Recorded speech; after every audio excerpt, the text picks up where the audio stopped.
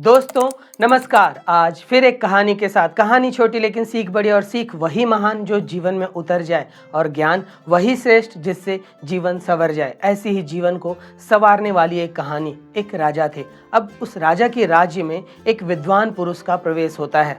उनकी विद्वता, उनके ज्ञान, उनकी बातों का प्रभाव, उनकी बातों का उल्लेख राजमहल तक पहुंचता है और राजा उससे मिलने को उत्सुक होते हैं। वैसे भी राजा आध्यात्म, धर्म, इन सब चीज़ों पे बहुत ज़्यादा रुचि लिया करते थे। उनके मन में जो प्रश्न होते वे इस तरह के विद्वान लोगों से मिलकर अपने शंका का निवारण किया करते थे। तो जब उन्हें पता चला कि उनकी राज्य की सीमा पर एक विद्वान पुरुष आए हुए हैं और पिछले कई दिनों से उन्होंने अपना वहाँ पर डेरा डाला हुआ है, तो वे उससे मिलने को वहाँ पहुँचते हैं। वहाँ पहुंचकर वे पूरे सेवा भाव के साथ, पूरे सादर सत्कार के साथ में उनकी सेवा करते हैं, उनका आवभगत करते हैं, अपना परिचय देते हैं और पूरा 1-2 दिन वहाँ बिताते हैं। इसी दौरान वे अपने प्रश्न जो वे सोच कर आए हुए होते हैं राजमहल से कि मैं महात्मा जी से, विद्वान पुरुष से यह पूछूंगा, तब उन्होंने पहला प्रश्न जो किया वह विद्वान से यही किया कि हे महात्मन, क्या सारे जो महान लोग होते हैं क्या वे छुपे हुए हो सकते हैं? क्या कुछ ऐसे लोग भी होते हैं जो बहुत महान होते हैं लेकिन उन्हें कोई भी नहीं जानता? क्या ऐसा हो सकता है? मेरे अनुसार तो जो महान है उसकी विद्वता तो चारों ओर फैलती है और लोग उन्हें जानते हैं।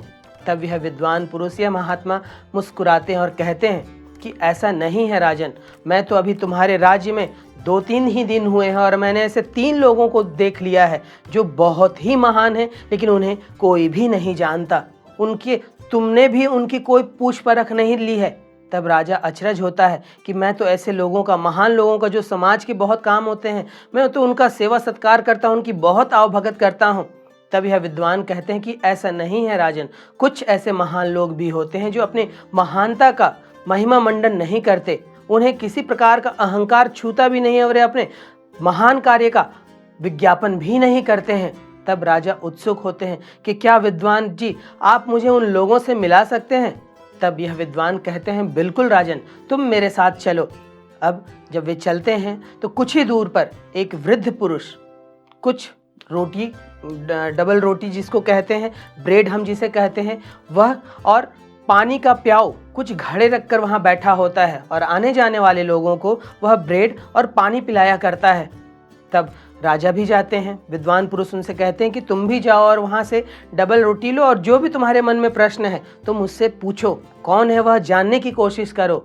तब राजा अचरज में होते हैं कि एक साधारण सा वृद्ध है, यह कैसे महान हो सकता है, और वो भी डबल रोटी और प्याऊ से पानी दे रहा है, शायद कुछ अपना यहाँ से धंधा कर रहा है और पैसे कमा रहा होगा। तब वे वहाँ जाते हैं और पूछते हैं कि हे पुरुष, हे महापुरुष, हे वृद्धजन, मुझे भूख लगी है, क्या मुझे कुछ ब्रेड मिलेगा? तब यह वृद्ध कहते हैं बिल्कुल, यह तुम्हारे जैसे लोगों के लिए ही तो है, और 2 ब्रेड के टुकड़े और 1 गिलास पानी वह वृद्ध राजन को देते हैं। राजन वेश बदल के गए हुए होते हैं, राजा के वेश में नहीं होते हैं, विद्वान अपने साधारण सी वेशभूषा में होते हैं। तब यह वृद्ध पुरुष उस राजन को ब्रेड और 1 गिलास पानी देता है। बदले में राजा पूछता है कि मुझे इसका क्या मूल्य चुकाना होगा? तब वृद्ध पुरुष कहता है कि इसका कोई भी तुम्हें मूल्य नहीं चुकाना है, यह मेरी तरफ से लोगों की सेवा भाव के लिए है। तब राजन उससे उसका परिचय जानना चाहता है और कहता है कि क्या मैं आपका परिचय जान सकता हूँ?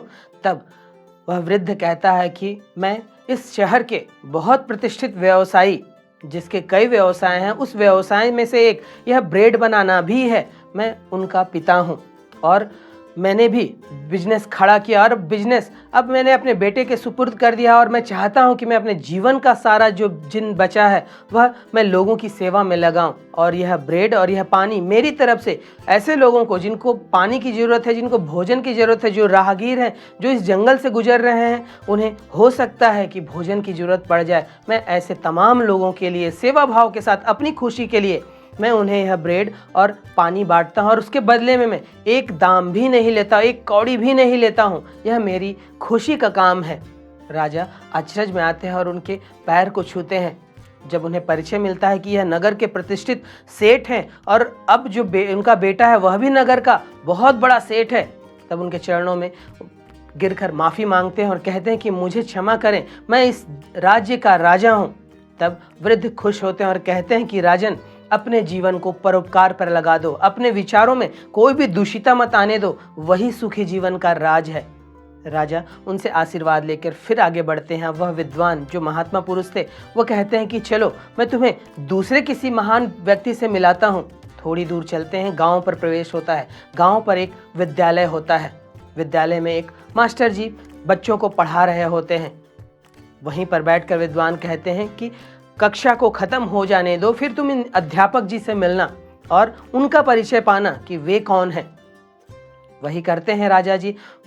कक्षा खत्म होने की प्रतीक्षा की जाती है। कुछ देर बाद जब कक्षा खत्म होती है, सारे बच्चे निकल जाते हैं, तब वे अध्यापक से जाकर उसका परिचय लेते हैं और पता चलता है कि वह अध्यापक बहुत विद्वान व्यक्ति होते हैं और अपनी सेवा भाव से उस स्कूल में आकर वे बच्चों को पढ़ाने का काम, वो भी निःशुल्क, उसके बदले में वो कुछ भी नहीं ले रहे थे, क्योंकि उन्होंने देखा कि कुछ दिनों से स्कूल जो है, गांव का विद्यालय है, वह बंद पड़ा था और बच्चों को जो जरूरी शिक्षा चाहिए थी वह नहीं मिल पा रहा था। तो बच्चों के भविष्य को देखते हुए उन्होंने इस बीड़ा को उठाया और सभी बच्चों को निःशुल्क ही शिक्षा देने लगे। तब उनके इस परोपकार कार्य को देखकर वे भी बहुत कृतज्ञ महसूस करते हैं कि मेरे राज्य में इस तरह के भी लोग हैं, और बहुत खुशी का अनुभव करता है राजा कि मेरे राज्य में सच में ऐसे ऐसे महान लोग हैं। और मुझे तो सचमुच में ऐसे लोगों की कोई खबर ही नहीं थी, क्योंकि मेरे आसपास के जो लोग हैं, जो मंत्री हैं, वह तो चाटुकारिता में लगे रहते हैं। वे ऐसे लोगों का महिमा मंडन करते हैं जिनके बदले में उन्हें फायदा मिलता है।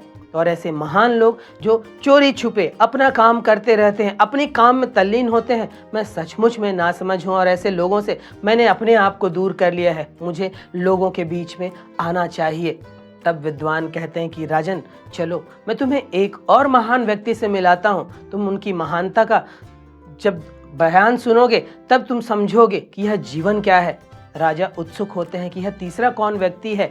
तब विद्वान कहते हैं कि राजन ऐसे तमाम लोग हैं तुम्हारे राज्य में। मैंने तो 3 दिन में ऐसे 3 लोगों का परिचय जाना है, और मैंने अपनी ज्ञान चक्षु से जो मैंने अपना ज्ञान जो सिद्धि पाई है, मैंने ऐसे लोगों को पहचाना है। शायद तुम भी धरातल पर उतरो, तुम भी वर्तमान पर आओ तो ऐसे लोगों को पहचान पाओगे। चलो मैं तीसरे व्यक्ति से मिलाता हूँ। अब वे गांव से निकलकर एक जंगल में आते हैं। वहां पर एक कुटिया आश्रम जैसा रहता है और एक युवा व्यक्ति जो दिखने में 25-30 वर्ष का था, बहुत ही युवा था, उसे ध्यान करता हुआ पाते हैं। जब ध्यान करता हुआ पाते हैं तो राजा सोचता है कि यह किस तरह का व्यक्ति है। यह तो पूरा गठीला बदन, पूरी मेहनत का इसका शरीर दिख रहा है और यह ध्यान पर बैठा है। अक्सर लोग ध्यान मतलब बुढ़ापे में करने की चीज मान लेते हैं। तब यह विद्वान के साथ में राजा जी वहां पहुंचते हैं और जब उस युवा का ध्यान टूटता है तो परिचय होने पर प्राप्त होता है कि 25-30 की आयु में ही उस नवयुवक ने सिद्धि को पा ली है। उसने सारी सिद्धियों का वह प्राप्तकर्ता बन गया है और उसके शरीर, उसके मन, मस्तिष्क सब कुछ बहुत शक्तिशाली हो गया है और अब वह ध्यान के माध्यम से लोगों के जीवन को बदलने का काम कर रहा था। राजा जब उनसे बात करता है तब यह युवक कहता है कि मेरे सामने कई अवसर थे, मैं व्यापार भी कर सकता था, मैं बहुत पढ़ा लिखा हूँ, मैं राजमहल में नौकरी भी कर सकता था, क्योंकि मेरे पिता आपके यहाँ राजवैद्य हैं, मुझे आयुर्वेद की भी बहुत जानकारी है। जब राजा को यह पता चलता है कि यह राजवैद्य का पुत्र है और यह यहाँ पर ध्यान कर रहा है और लोगों को जीवन को बदलने का काम कर रहा है, राजमहल की जो राजसी ठाट भाट है, सुविधाओं को छोड़कर वह जंगल में तपस्या कर रहा है, राजा फिर से एक बार बहुत खुश महसूस करते हैं कि मेरा राज्य सचमुच में बहुत अच्छा है, सचमुच में यहाँ ऐसे महान महान लोग हैं। परिचय में वह नवयुवक जो ध्यान करता है वह यह बताता है कि जब मैंने ज्ञान प्राप्त किया तब मैंने सारी भौतिक सुख सुविधाओं को समझा कि सब कुछ व्यर्थ है। लोग पैसे के पीछे भागते हैं, लोग इन भौतिक सुविधाओं के पीछे भागते हैं, अय्यासियों के पीछे भागते हैं, इसके पीछे भागते हैं, सब कुछ व्यर्थ है। और जब मैंने ध्यान का प्रयोग चालू किया और अंदर से जो आनंद मुझे मिलने लगा, अंदर से मेरा जब शरीर स्वस्थ होने लगा, मैंने जीवन के अपने उस वजह को ढूंढ लिया जो मुझे खुश रखता था, और वह वजह था प्रकृति मुझसे कुछ कराना चाहता था। प्रकृति मुझे इस समाज के बीच में लाना चाहता था ताकि मैं समाज को कुछ सर्वश्रेष्ठ दे सकूं, और मैं गुपचुप तरीके से बिना कोई विज्ञापन किए, बिना अपनी महत्ता को बताए मैं यह काम को कर रहा हूं। बहुत सारे लोग यहाँ से पिछले 2 वर्षों में ध्यान करके जा चुके हैं। कई लोग ध्यान का प्रयोग कर रहे हैं, अपने जीवन को बदल रहे हैं, अपने विचारों को बदल रहे हैं, और ध्यान का प्रयोग करते वे लोग भी व्यापार, अपने किसान के कार्य, अपने छोटे मोटे काम, अपने सारे काम को बहुत अच्छे ढंग से निपटा रहे हैं और सबसे बड़ी बात, उनके जीवन में शांति है, उनके विचारों में शुद्धता है, उनके विचारों में श्रेष्ठता है। यही मेरा योगदान है महाराज, और मैं इस कार्य को करके बहुत खुश हूँ। राजा बहुत खुश होते हैं और उस विद्वान पुरुष जो 3 लोगों से जिन्होंने मिलाया, उनके पैरों में गिर पड़ते हैं और कहते हैं कि महात्मन, आपके माध्यम से मुझे ऐसे लोगों के बारे में पता चला है जो बिना कोई अपना प्रचार किए सचमुच में इस महान कार्य को कर रहे हैं। मुझे यह ज्ञान देने के लिए बहुत बहुत धन्यवाद। तब विद्वान पुरुष कहते हैं कि राजन, एक अच्छा राजा वही होता है जो अपनी प्रजा के बीच रह सके। राजमहल में रहकर कुछ मंत्रियों की बातें सुनकर, कुछ मंत्रियों के चापलूसी भरी बातें सुनकर, कुछ के षड्यंत्र भरी बातों को सुनकर तुम अच्छे राजा नहीं बन सकते। अच्छे राजा बनने के लिए तुमको अपने प्रजा का दुख समझना पड़ेगा, अपने प्रजा के बीच किस तरह के लोग हैं उनको समझना होगा, और तुम भी महान राजा बन सकते हो। लेकिन बदले में कोई प्रशंसा मत चाहना कि तुम्हारी कोई प्रशंसा करे, तुम्हारा कोई गुणगान करे तभी तुम महान कार्य करो, क्योंकि अभी तक तुम वही करते आए हो। तुम अपनी प्रशंसा के लिए कोई अच्छे काम करते थे ताकि 4 लोग तुम्हारी प्रशंसा करें कि राजा बहुत अच्छा है, लेकिन अब निष्काम भाव से बिना कोई प्रशंसा को पाए तुम अच्छे काम को करते चले जाओ, अपने आप तुम महान राजाओं की गिनती में आ जाओगे। राजा उनसे आशीर्वाद लेकर उनसे विदा होते हैं और एक नए राजा के रूप में अपने आप को प्रस्तुत करते हैं। दोस्तों, कहानी छोटी सी और यह हमारे जीवन का फलसफा है। हम अधिकतर ऐसे ही लोगों को महान समझते हैं जो टेलीविज़न पर आ जाते हैं, जो अखबार की सुर्खियों में आ जाते हैं। उनके महान कार्य को सुनकर सोचते हैं कि यह बहुत महान है, लेकिन ऐसे तमाम और भी महान लोग हैं जो अपनी खुशी के लिए, अपनी आत्मा की खुशी के लिए कई ऐसे काम कर रहे हैं जो समाज की बहुत भले की काम हो जा रहे हैं।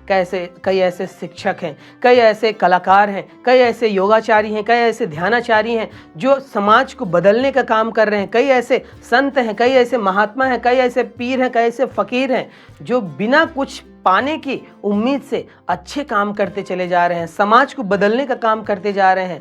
और वे अपना गुणगान भी नहीं चाहते, वे तो अपनी मौज में हैं, वे जो कर रहे हैं उसी में खुश हैं। लेकिन अक्सर हम टेलीविज़न पर कोई व्यक्ति प्रसिद्ध हो जाता है, अपने कुछ ट्रिक अपनाकर चमत्कार दिखाने लग जाता है, हम ऐसे लोगों को महिमा मंडन करने लगते हैं, उनको तो हम ईश्वर बना लेते हैं कि वह ईश्वर ही होंगे। लेकिन कई ऐसे लोग हैं आपके समाज के बीच में जो वास्तव में ईश्वर हैं और हम उन्हें पहचान नहीं पाते, क्योंकि भेड़ चाल में हम चलते हैं। जो हमको मीडिया बताता है, जो हमको अखबार बताता है, जो हमारे आसपास के लोग बताते हैं, हम वही मान लेते हैं। अपनी ज्ञान चक्षु से लोगों को पहचानने का काम नहीं करते हैं। हमारे आसपास ही कई ऐसे भेड़िए हैं जो भेष बदल कर, अच्छे लोगों का भेष बनाकर गलत कार्य करते हैं। तो वहीं पर हमारे बीच में कई ऐसे लोग हैं जो साधारण होते हैं, दिखने में बहुत साधारण दिखेंगे, लेकिन उनके कार्य, उनके विचार, उनकी सोच बहुत महान होती है। और हमें ऐसे लोगों का आदर करना चाहिए। साथ में हमें ऐसे लोगों से सीख लेनी चाहिए कि जब हम किसी काम में अपने आप को डुबा देते हैं तभी हम खुश रह सकते हैं। विचारों के मंथन में ही चलते रहेंगे तब हम खुश नहीं रह सकते। इस कहानी से हम यही सीख लेते हुए कि महानता की ओर बढ़ना है, लेकिन वह बिल्कुल चुपचाप होना चाहिए। वह ईश्वर को धन्यवाद देते हुए कि तूने मुझे यह चुना। और प्रकृति जब आपको चुनती है किसी भी कार्य के लिए, अगर वह शिक्षक के रूप में आपको चुन रही, तो आपका काम केवल बच्चों को शिक्षा देना है। अगर प्रकृति आपको चुनती है कि आप एक योगाचारी बने या एक ध्यानाचारी बने, तो प्रकृति का यह चुनाव तो बहुत विरला होता है, क्योंकि सभी लोग ध्यान नहीं कर पाते। लेकिन अगर प्रकृति ने आपको चुना है ध्यान करने के लिए, योग करने के लिए, तो उसका कुछ उद्देश्य है। उस उद्देश्य को समझना होगा। अगर प्रकृति ने चुना है कि आप एक बहुत अच्छे व्यापारी बने, तो व्यापारी पैसा कमाने के लिए आप बने, यह नहीं। व्यापारी आप बने कि आप समाज के कुछ काम आ सके, आपका वह व्यापार समाज को उन्नति देने के काम आ सके, क्योंकि एक सर्वश्रेष्ठ व्यापारी ही देश की उन्नति में काम आता है। भारत के जितने बड़े व्यापारी हैं, वह टाटा हो, बिरला हो, अंबानी हो, वह अदानी हो, इस तरह के तमाम लोग हैं। यही लोग देश के नियम कानून, देश की उन्नति में सहायक हो सकते हैं। गरीब देश के लिए कोई बड़ा योगदान नहीं दे पाता। तो अगर आप व्यापारी भी हैं, तब आपको यही मन में रखना है कि मेरी यह व्यापार, मेरा है सब कुछ ठीक है, मैं धन कमाऊं, मैं अपने परिवार का पालन पोषण करूं, मैं अपने लिए सारी चीज़ें इकट्ठा करूं, लेकिन क्या मेरा यह व्यापार मेरे देश को बढ़ाने के काम आ रहा है? यह सोच के साथ करें। सोच महान हो जाए ना, तो आपके हर कार्य महान हो जाते हैं। एक छोटा काम भी जूते सिलने का काम से लेकर देश के बड़े बड़े उद्योग भी महान हो जाया करते हैं जब आपकी नीयत सही हो जाती है, जब आपकी सोच महान हो जाती है। तो हमें अपना वह हर कार्य जिसके लिए प्रकृति ने हमें चुना है, हमको उसको 100% देना आना होगा, तभी हम महान बन पाएंगे।